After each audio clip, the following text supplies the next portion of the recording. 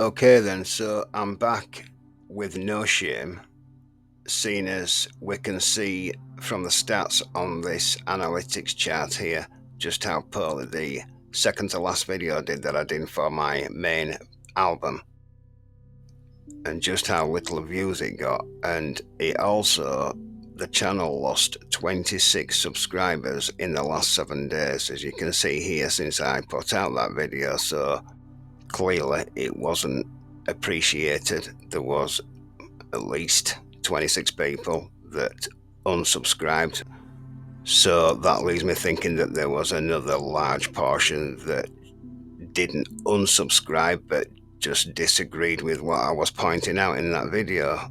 And because I'm not, and never have been, the sort of channel where I just put out topics and information just to please and grow my channel, and just say anything that's going to achieve that, I only put out things, that's true to me, and that's just logical, right? And that I can prove, and I've been proving since I really opened this channel. So we're going to look a bit further at about 5 sites here in very close detail, but more than that, I'm going to lay out the reason why I think the things that I think, because I've put out about 6 videos on this particular topic, these kind of sites, these holes, these Greek, what they call rock cut tombs. Okay, so I'll lay out the reason why I think the way that I do, what I think has happened to these sites, the way that they were built,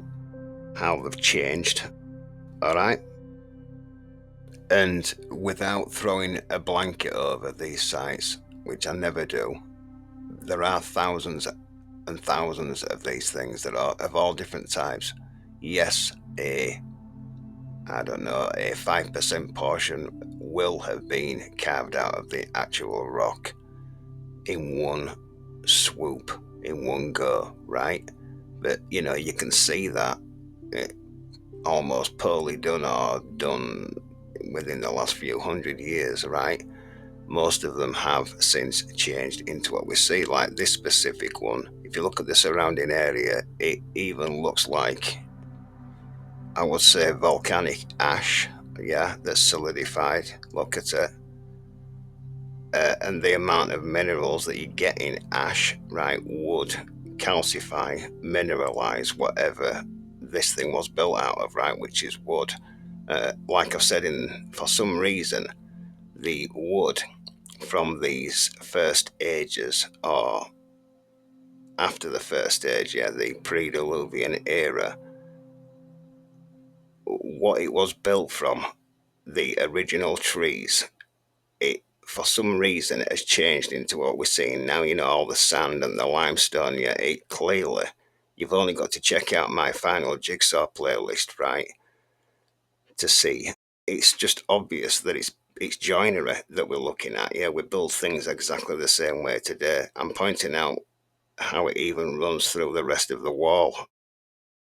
And the central pieces are only about 2 inches thick.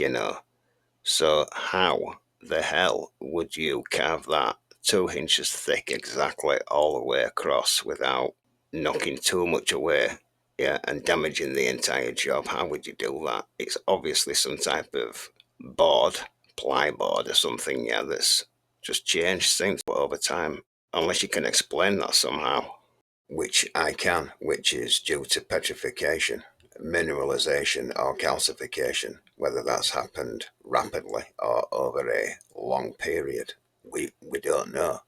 But it's obvious what we're looking at, because as this stuff gets uncovered, like the area I'm showing here, we can see that as it's ran down due to the minerals in the water and then hardening again in a solidification process, right, it uncovers areas of joinery, right, where it's being worked, not carved. And that's the other thing. You can't just walk to a huge cliff face like this and expect to carve out something so smooth and so perfect, right, in one go, because this is what natural rock looks like. It's got flaws, and cracks running all the way through it. I don't care where you go, this is what it looks like.